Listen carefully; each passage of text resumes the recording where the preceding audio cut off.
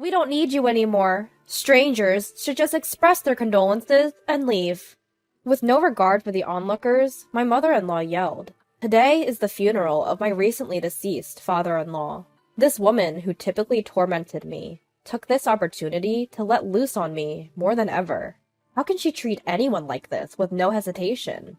I was the one taking care of my father-in-law." As I struggled to contain my annoyance with my father-in-law, my husband, who was nearby, opens his mouth. "You're right! Strangers are just a nuisance." With that, he steps in front of his mother. My name is Michelle Shore, 30 years old. I married my husband 2 years ago and currently live with him and his parents. My husband's name is Mike, also 30. We initially lived in an apartment, just the two of us, after getting married. However, it seemed my husband was an only child and had been quite adored by his mother. The calls from his mother were frequent, sometimes several times a day, even after our marriage. "Mike, when will you come to live with me? I don't mind if it's just you. Please come back. I'm lonely. You know, the greatest form of giving back to your parents is to just be with them." She would constantly beg for us to live with her like this. My husband didn't take it seriously and certainly had no intention of moving in with her. But one day, his father came to see us. "Mike, Michelle, could you consider living with us?" At this unexpected proposal, Mike asked with a troubled face, "What's this all about, Dad? You and Mom, you're both healthy. There's no need for us to live together, is there? We are physically well, but it's still rough at times for me, mentally. I may have reached my limit living alone with your mother." "What do you mean, Dad?" "Well," after hearing the full story from his father, it seemed that ever since Mike had moved out, his mother's behavior had been progressively getting worse. She would verbally abuse his father and withdraw money from the bank without even asking. When they checked the balance of the bank account they had been saving for their retirement, after a few months, it appeared that she had spent as much as $10,000 without even asking. When confronted, his mother readily confessed, but showed no remorse. What's worse, she had no intention of returning the money, and started complaining that the house has become uncomfortable since Mike left. Having reached his limits, his father made her swear on a written agreement that if she committed any more misdeeds, he would divorce her. Since then, there had been no abusive words or unauthorized spending, but the relationship between the two had not improved, and a cold war continued in their home. That's why his father was asking us to live with them, even for a short while, to ease the tension in their house. That night, my husband and I decided to discuss living with them. He seemed to think that I would be against it, and began by saying, "I understand Dad's feelings. But Michelle, you'd be troubled if we suddenly had to live with them, wouldn't you?" But it's true that your father is having a hard time, right? If there's something we can do, we should do it, shouldn't we? But wouldn't that be hard on you? I'll be fine. Besides, your father is the one who will suffer if we don't do something. We have to help him as soon as possible." Yeah, you're right. Thanks, Michelle. I'll talk to Dad about moving in with them." And thus, we as a couple decided to move in with my in-laws. My husband and my father-in-law came to an agreement, and our new life started immediately the next month. My husband Mike always noticed my changes, and was someone I could rely on when things got tough. My father-in-law, too, had a good relationship with us ever since our first meeting during our engagement. However, the one thing that concerned me was my mother-in-law. As I mentioned earlier, she doted on her son Mike, incredibly.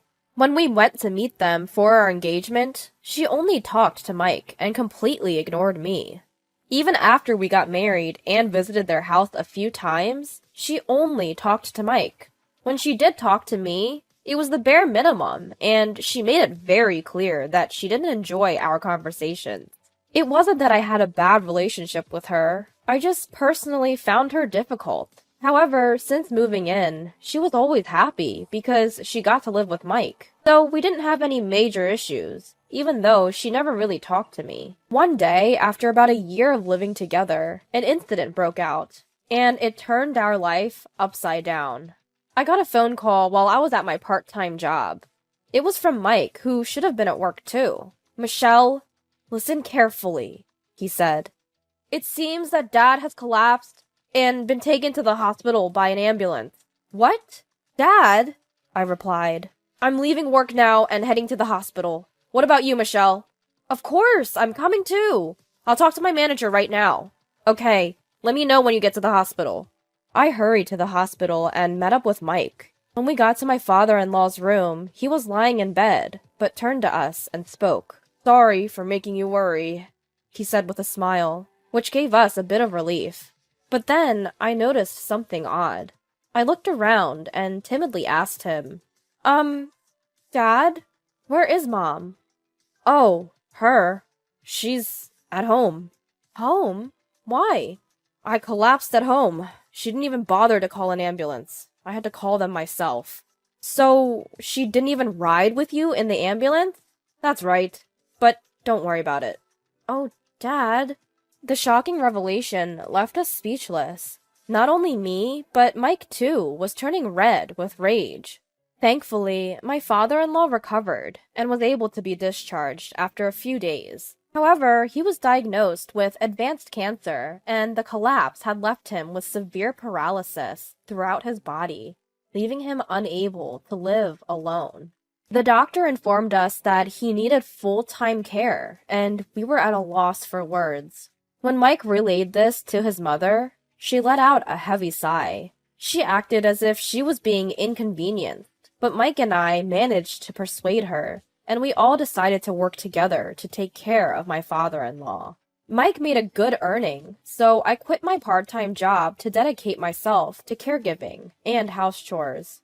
Ever since then, my life centered around caregiving. While it was challenging to adjust to something new, my father-in-law always wore a smile and thanked me, saying, "Thank you." When Mike got home from work, he would take over the caregiving responsibilities. This allowed me to finish preparing dinner and take a bath while enjoying a brief period of freedom. We were living each day in this cycle, making it possible for me to continue providing care without overburdening myself. That being said, it wasn't all smooth sailing. When Mike left for work, my mother-in-law wouldn't lift a finger to help.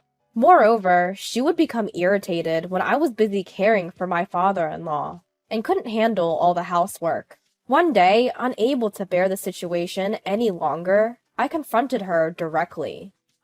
Mother-in-law, could you maybe help out a bit more?" I asked. "What? Why all of a sudden? You're so full of yourself," she responded. "If you don't want to take care of my father-in-law, I'll do it. Could you at least help out a little with the household chores in return?" "Shut up! You're only our daughter-in-law. The housework is your job. And of course, so is taking care of him." "Wait a minute. We've talked about doing our best to help each other out." "You decided that on your own, didn't you? Don't drag me into that. I just wish he would die already. I need the inheritance money." "Hold on. How could you say such a thing? Your husband is still—" "Enough! You're a stranger to begin with." The conversation ended with my mother-in-law calling me disrespectful and leaving. I asked her for help a few more times, but to no avail.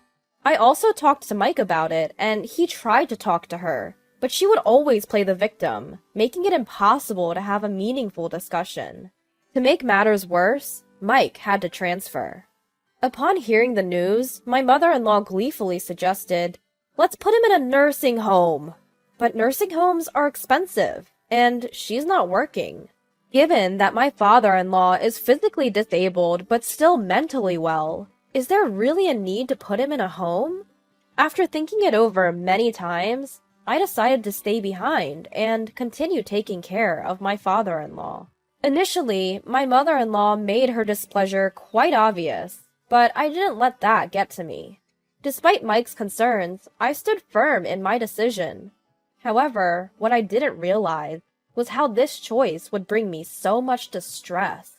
A few months had passed since Mike had started his new assignment elsewhere. On this day, I was going to meet a close friend who lived far away, but was visiting town. I had previously informed my in-laws about this and had arranged for my mother-in-law to take care of my father-in-law for the day. However, just as I was getting ready to leave, my mother-in-law came into my room without knocking and said, "Michelle, I'm going shopping with a friend right now. Could you please take care of the house and him?"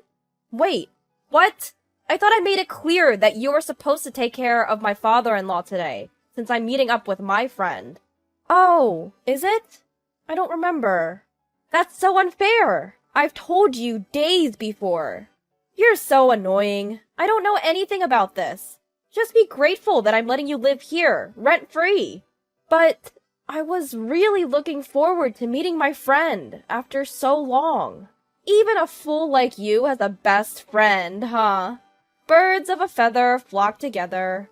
Don't worry, you'll meet them again soon enough. Well, good luck. My mother-in-law hastily left through the door.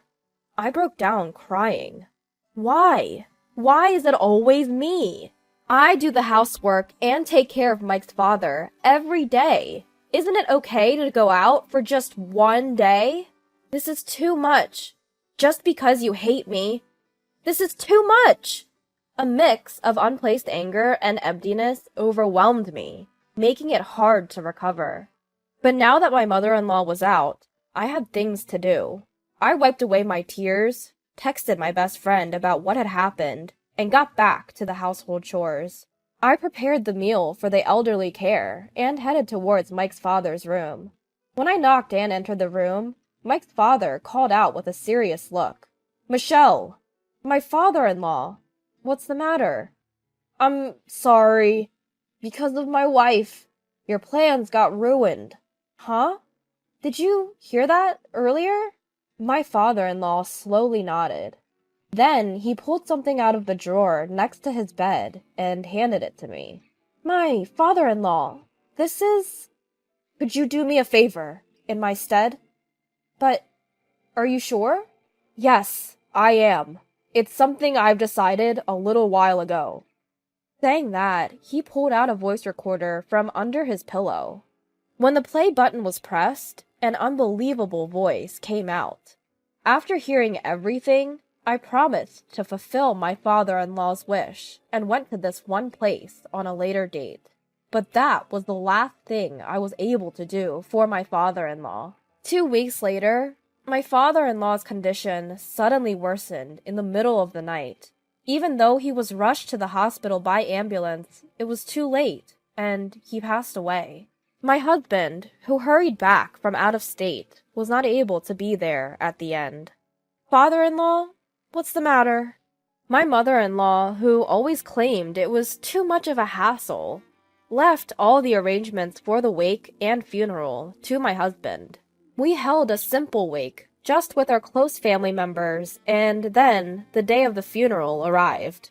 My father-in-law had started his own company when he was alive and continued to work until the day he collapsed, though he had an extensive network. A large number of people attended the funeral, all showing tears for my father-in-law's death. I exchanged greetings with my father-in-law's acquaintances and waited for the funeral to start. Then my father-in-law, who had been sitting on a chair at the edge, approached me with determination. "Michelle, how long do you plan on staying here?" "Huh?" "Not huh? Now that his care is done, there's no need for you to be here anymore." "Wait, mother-in-law, what are you saying?" "We don't need you anymore. Strangers should just send their condolences and leave." Without caring about the surrounding eyes, my mother-in-law spit out these words as if making fun of me. At her loud voice, the surrounding people started to murmur. My mother-in-law reached out her hand to me and smirked. "Leave your condolence gift and go." At that moment, I felt my blood rush to my head. Who does she think she is? Just leave your condolence gift? We don't need you? This is no joke. How much do you need to insult me to be satisfied? I stepped closer, about to give my mother-in-law a piece of my mind, but the person standing in my way was none other than my husband, Mike. Slowly, with a hard stare at his mother, he began to speak. "That's right, Mom. Strangers are a nuisance." "My dear son, you think the same, right, Mike?" "Yeah, I do. So, could you please leave, Mom? You're not my mother anymore. Just take your stuff and go. What? Mike, what are you? Desperately clinging to her son, my mother-in-law's face tightens into a forced smile. Her voice trembles, her disturbance clearly visible. Mike turns to me, trying to convey something. Understanding his intention, I explain the situation to my mother-in-law. Mother-in-law? No! Margaret, please, leave immediately. What did you just say? In your position as a daughter-in-law? I'm no longer your daughter-in-law. I'm a complete stranger. What are you talking about? You're not planning to steal that man's inheritance, are you? You've conspired with him and Mike to do this. No way! All of that man's inheritance is mine! No, it's not anything like that. After all, you're not getting a single penny of the inheritance. With the facts laid out clearly, my mother-in-law stares at me, wide-eyed. For some reason, she grabs my collar and raises her voice. Don't mess with me! Always saying whatever you want. I don't want you deciding the distribution of that man's inheritance. It's your husband's will. Oh, really? And? I don't care about his will. As his wife, I'm guaranteed a share of the inheritance. You won't get it. After all, you're divorced from my father-in-law. What? Yes, my mother-in-law is already divorced from my father-in-law, and I was the one who submitted the divorce papers. That day, my father-in-law showed me his divorce papers. Previously, he had made a pact saying, "The next time you commit a misdeed, we'll get a divorce." Out of precaution, he had apparently made my mother-in-law sign the divorce papers. She continued to torment me, even ruining my plans with my best friend. When my father-in-law found out, he was as furious as if it had happened to him.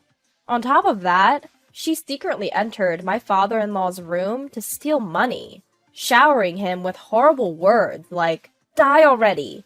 Just pass on and leave the inheritance," etc.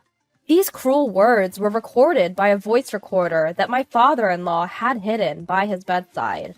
Once I finished explaining all of this, the color drained from my mother-in-law's face. In front of her, Mike presented the divorce certification. To my mother-in-law, who was left speechless, I said one last cold sentence. Do you understand? You were long since abandoned by my father-in-law.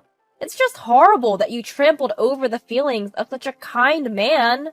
Wait a minute! Without his inheritance, how will I live? You've got to be kidding. Someone as lowly as you have no right to inherit the legacy left by my father-in-law. You should be thankful you've been able to live freely until now. From now on, you'll live a lonely life on a meager social security check. I'll never help you. I hope you suffer more than my father-in-law did when he was sick, and struggled to survive. With these words, my former mother-in-law left, crying. The funeral commenced shortly after, but she never returned. After the funeral, I returned home, but she was nowhere to be found. I packed my belongings and moved to my husband's place. Since we deleted my former mother-in-law's number, we have no idea what kind of life she's living now. Even if she were in trouble, we would not help her. Of course, we have no intention of seeing her either. After the move, Mike and I bought a small Christian shrine and decided to place a picture of his father. I started looking for part-time work nearby, and we returned to our dual income lifestyle. It's busy, but quite fulfilling.